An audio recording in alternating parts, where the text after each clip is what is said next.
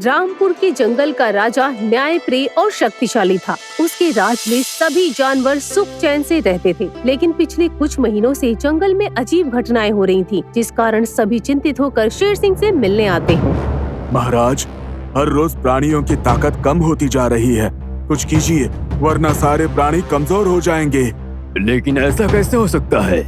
मैंने सुना है कि काली गुफा से कोई शक्ति निकल रही है जो सबकी शक्ति छीन रही है। इसका मतलब हमें काली गुफा में जाकर पता लगाना पड़ेगा कि आखिर ये कौन सी शक्ति है जो मेरे जंगलवासियों की शक्ति नष्ट कर रही है। अगले दिन सवेरे सारे प्राणी काली गुफा की ओर चल पड़ते हैं और कुछ ही देर में सभी काली गुफा में पहुंच जाते हैं।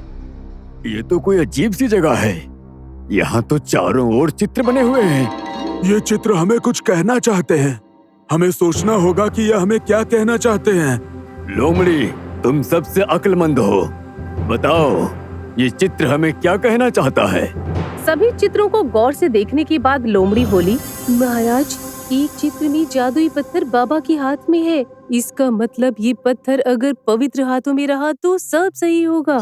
और अगर ये पत्थर किसी बुरे व्यक्ति के हाथ में हो तो सब बुरा हो सकता है। सही पकड़े हो महाराज। लेकिन ये पत्थर तो यहीं पर पड़ा हुआ है। इस वक्त ना तो ये किसी भले के हाथ में है और ना ही किसी बुरे के हाथ में। तो अब हमें क्या करना चाहिए? यही तो समझ में नहीं आ रहा कि हमें क्या करना चाहिए। सब सोच में पड़ जाते हैं, लेकिन किसी को कोई रास्ता नजर नहीं आता और सब अपने अपने घर चले जाते हैं। रात के वक्त शेर सिंह सो रहा होता है, तब उसे एक सपना आता है। मुझे पता है शेर सिंह, तो काले पत्थर के काली शक्ति से परेशान है।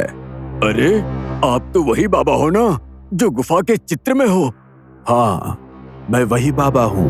बाबा, बताइए ना, गुफा का वो पत्थर हमारी शक्ति क्यों छीन रहा है? वही बताने के लिए मैं यहाँ आया हूँ। फिर बाबा कहते हैं, गुफा में जिस पत्थर को तुमने देखा है उसे किसी ने बुरी नीयत से छुआ है, इसलिए ये सारी मुसीबतें आ रही हैं। बाबा, बुरी शक्ति से बचने के लिए मुझे क्या करना चाहिए? इस बुरी शक्ति से बचने का एक ही उपाय है।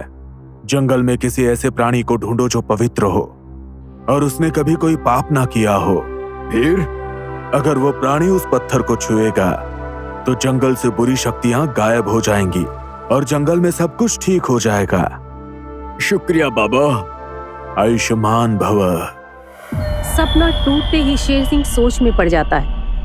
ऐसा प्राणी कहाँ से लाऊं जिसने कोई पाप न किया हो? अगले दिन शेर सिंह सभा बुलवाता है। साथियों, कल रात गुफा के चित्र वाले बाबा मेरे सपने में आए थे और कहकर गए हैं कि इस बुरी शक्ति से बचने का एक ही उपाय है।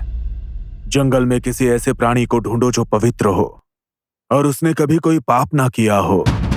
अगर वो प्राणी उस पत्थर को छुएगा तो जंगल से बुरी शक्तियां गायब हो जाएंगी और जंगल में सब कुछ ठीक हो जाएगा। महाराज, ऐसा प्राणी हमें कहाँ मिलेगा जिसने एक भी पाप ना किया हो? इसीलिए तो मैंने सभा बुलवाई है।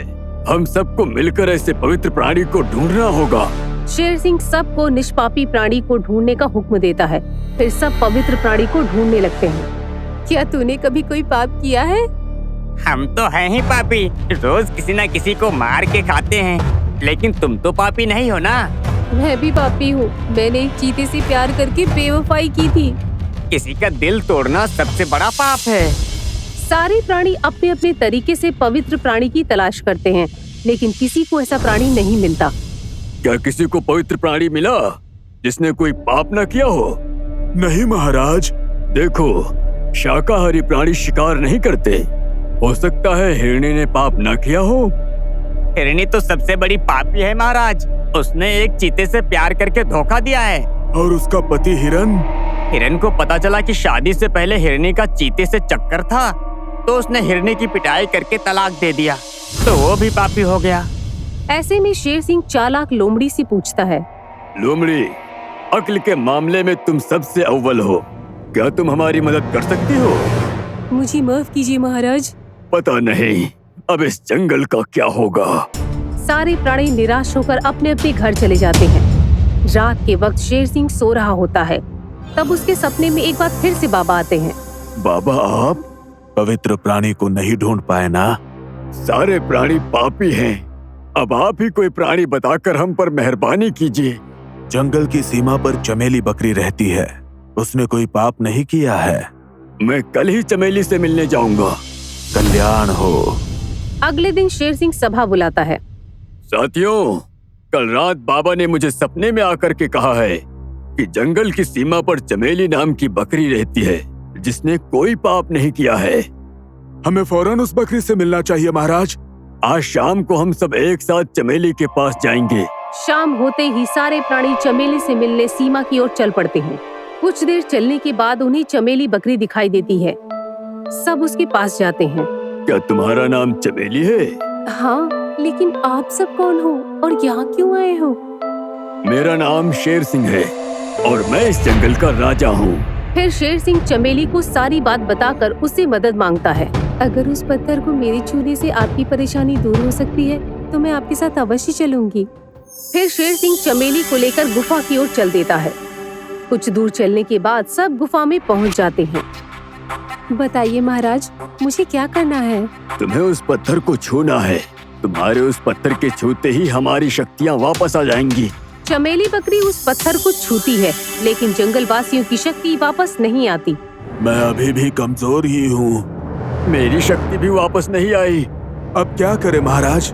पता नहीं। सब निराश होकर जंगल में वापस आ जाते हैं। बाबा ने जो कहा था वो हमने किया, फिर भी शक्ति वापस नहीं आई। पता नहीं अब क्या होगा। तभी चिंटू खरगोश वहाँ आता है। महाराज, मैं आपसे कुछ कहने आया हूँ। बता। महाराज, आप जिस बकरी को लेकर गुफा में गए थे वो असली बकरी नहीं थी। क्या? मैं जब खाने की तलाश में भेड़ियों के घर के पास से गुजर रहा था तब मैंने देखा कि तेरा रूप धारण करके आज मैंने शेर सिंह के सारे प्राणियों को बेवकूफ बनाया। आखिर तुम ऐसा क्यों करते हो? मैं इस जंगल का राजा बनना चाहता हूँ।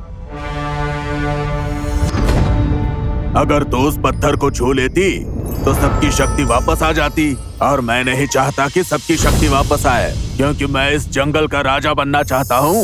अच्छा, तो ये बात है। अब तो भेड़िए को जवाब देना ही पड़ेगा।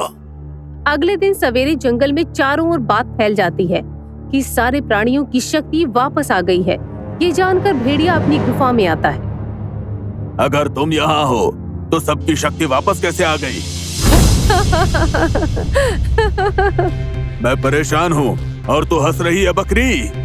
मैं इसलिए हंस रही हूँ क्योंकि मैं बकरी नहीं हूँ। इसे कहती है नहलेपी देहला। बकरी की जगह तू यहाँ कैसे आ गई?